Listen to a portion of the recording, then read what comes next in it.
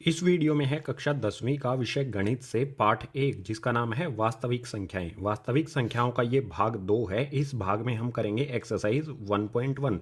Exercise 1.1 में कुल 5 प्रश्न है। पांचों के 5 प्रश्नों को इसी वीडियो में सोल्व करेंगे। इसके अलावा पाठ 1 वास्तविक संख्याओं के जो भी अन्य भाग हैं इन सभी के लिंक आपको मिल जाएंगे नीचे डिस्क्रिप्शन बॉक्स में। सो एक्सरसाइज 1.1 स्टार्ट करते हैं नेक्स्ट पेज से। एक्सरसाइज 1.1 में सबसे पहला क्वेश्चन हमारे सामने आता है, निम्नलिखित संख्याओं का एचसीएफ ज्ञात करने के लिए यूक्लिड विभाजन एल्गोरिदम का प्रयोग कीजिए। जो भी हमें यहाँ पर ये संख्याएं दी गई हैं इनका हमें एचसीएफ ज्ञात करना है, एचसीएफ निकालना है। और कैसे निकालना है? यूक्लिड विभाजन एल्गोरिदम का प्रयोग करते हुए। यूक्लिड विभाजन एल्गोरिदम क्या होता है इसको मैंने भाग 1 परिचय में आपको बताया था। उसी का यूज करते हुए यहाँ पर हम इन दोनों संख्याओं का एचसीएफ ज्ञात करेंगे। ये हमारे क्वेश्चन नंबर 1 का पहला भाग है। इसमें हमें दो संख्याएं दी गई हैं 135 और 225। जो हमारी बड़ी वाली संख्या होती है, परिचय में मैंने आपको बताया था, बड़ी वाली संख्या को मान लेते हैं ए, तो बड़ी वाली संख्या बराबर में हो जाएगा 225। ठीक है। और जो हमारी छोटी वाली संख्या होती है 135 से छोटी संख्या, इसको मान लेते हैं हम बी बराबर में 135। जो हमारी बड़ी वाली संख्या है इसको हमें किस प्रकार से लिखना है?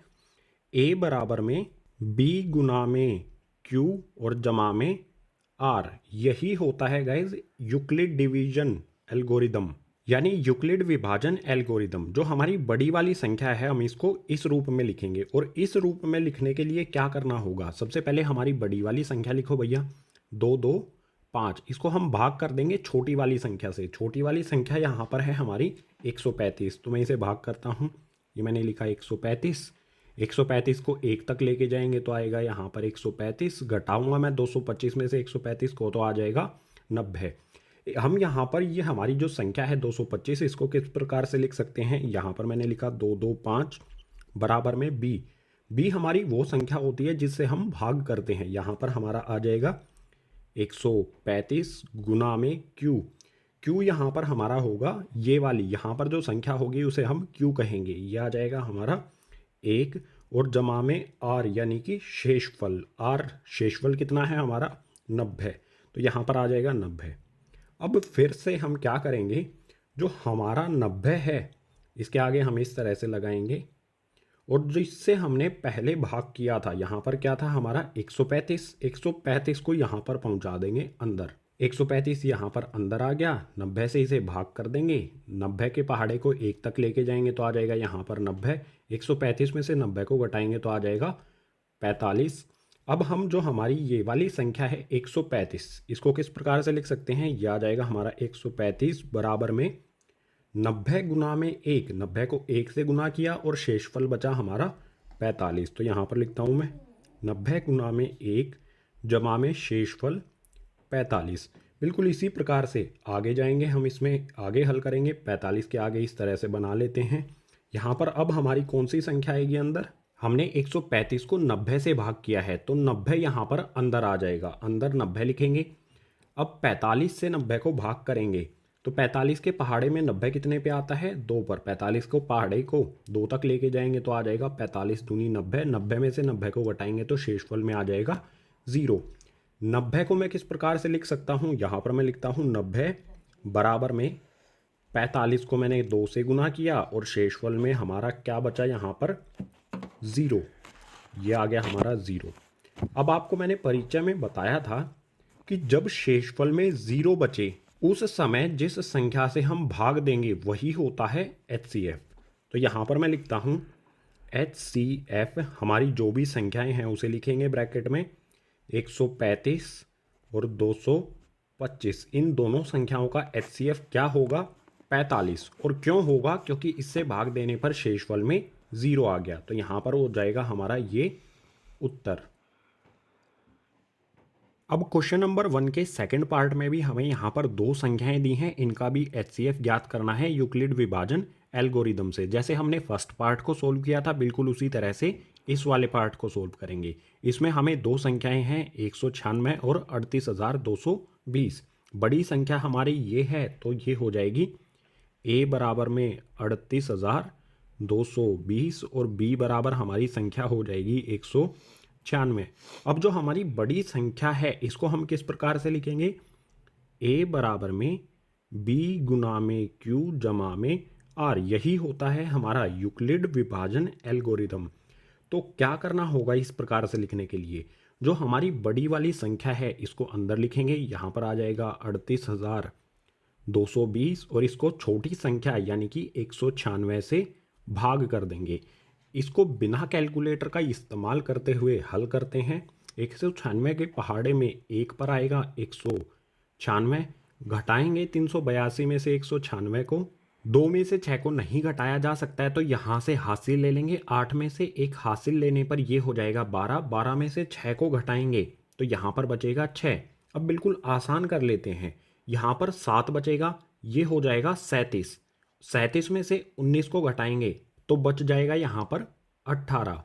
अब जो ऊपर हमारी ये संख्या है 2, इसको नीचे ले आते हैं, 2 यहाँ पर लेके आएंगे। अब 196 को कहाँ तक लेके जाएं? देखो 196 को 10 से गुना करने पर 1960 आ जाएगा, यानी इसे 9 से गुना करके देखते हैं। 9 से गुना करने पर आएगा यहाँ पर 1764। अब ऊपर वाली संख्या से नीचे वाली संख्या को घटाएंगे तो शेषफल में यहाँ पर आ जाएगा 98।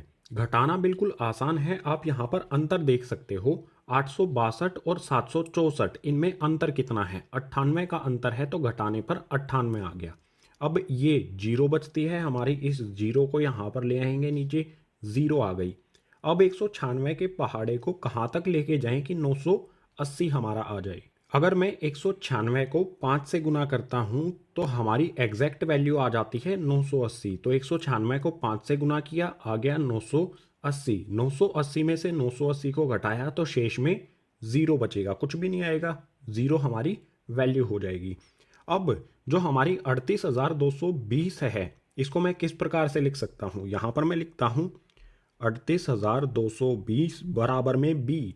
बी हमारी वो संख्या होती है जिससे हम भाग करते हैं, यानी कि 196, यह आ गया हमारा गाइज 196 गुना में क्यू। क्यू हमारा ये होता है, क्यू कितना आया हमारा 195, तो यहाँ पर आ जाएगा हमारा 195 जमा में आर, शेषफल कितना है 0, ये शेषफल हमारा आ गया।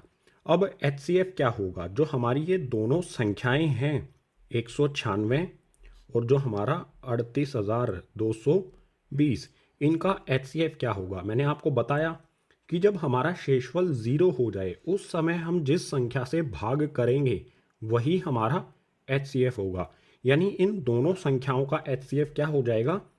196। यही हो जाएगा हमारा इस वाले पार्ट का उत्तर।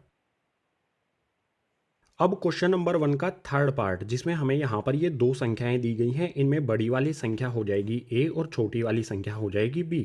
अब यूक्लिड विभाजन एल्गोरिदम का यूज़ करेंगे जो होता है A बराबर में B गुना में Q जमा में R। इस प्रकार से हम इन संख्याओं को लिखेंगे। तो हमारी बड़ी संख्या जो है उसको हम भाग करेंगे, हमारी बड़ी संख्या 8, 6, 7 यानी कि 867, इसको हम भाग करेंगे 255 से। 255 के पहाड़े को मैं 3 तक लेकर जाता हूँ तो यह आ जाएगा 765। 867 में से 765 को जब मैं घटाऊँगा, इसको घटाऊँगा तो यहाँ पर आ जाएगा हमारा 102, यानी जो हमारी ये संख्या है 867, इसको मैं किस प्रकार से लिख सकता हूँ? यहाँ पर आ जाएगा 867 बराबर में B क्या है हमारा 255, Q क्या होगा 3 और शेषफल यानी कि R यहाँ पर है 102। मैं इसे इस तरह से लिख सकता हूँ 255 गुना में Q यानी कि 3 और जमा में R यानी कि शेषफल 102। ये हो गया हमारा स्टेप 1। अब नेक्स्ट स्टेप में क्या करेंगे? जो हमारे ये 255 है इसको यहाँ पर अंदर लिख दिया जाएगा। जो हमारा 255 है इसको मैं यहाँ पर लेकर आ जाता हूँ, यह आ गया 255। इसे हल करने के लिए 102 के पहाड़े को 2 तक लेकर जाऊंगा, 102 को 2 से गुना करने पर आ जाएगा 204। 255 में से 204 को मैं घटाऊंगा तो हमें मिलेगा 51, यानी हमारी जो ये संख्या है 255, इसे मैं किस प्रकार से लिख सकता हूँ? 255 बराबर में 102 गुना में 2 और जमा में शेषफल कितना बचता है हमारा 51। ठीक है, बिल्कुल इसी प्रकार से यहाँ पर हमने 102 से भाग किया है। अब इस 102 को हम अंदर लिखेंगे, यहाँ पर आ जाएगा हमारा 102। 51 के पहाड़े में क्या 102 आता है? 51 को अगर मैं 2 से गुना करूं तो आ जाएगा 102। 102 में से 102 को घटाएंगे तो शेषफल में आ जाएगा 0। जो हमारी ये संख्या है 102, इसको मैं किस प्रकार से लिख सकता हूँ? यहाँ पर आया 102 बराबर में क्या लिखेंगे हम? 51 गुना में 2 बराबर में, सॉरी बराबर नहीं, जमा में 0। जिस स्टेप में हमारा r यानी कि शेषफल 0 हो जाए उस समय हम जिस भी संख्या से भाग करेंगे वही होता है हमारा HCF। यानी यहाँ पर मैं लिख सकता हूँ HCF, जो हमारी दो संख्याएं हैं 8, 6, 7 और 255, इनका HCF क्या हो जाएगा? 51। और यही हो जाएगा हमारा उत्तर। इस तीसरे भाग के साथ क्वेश्चन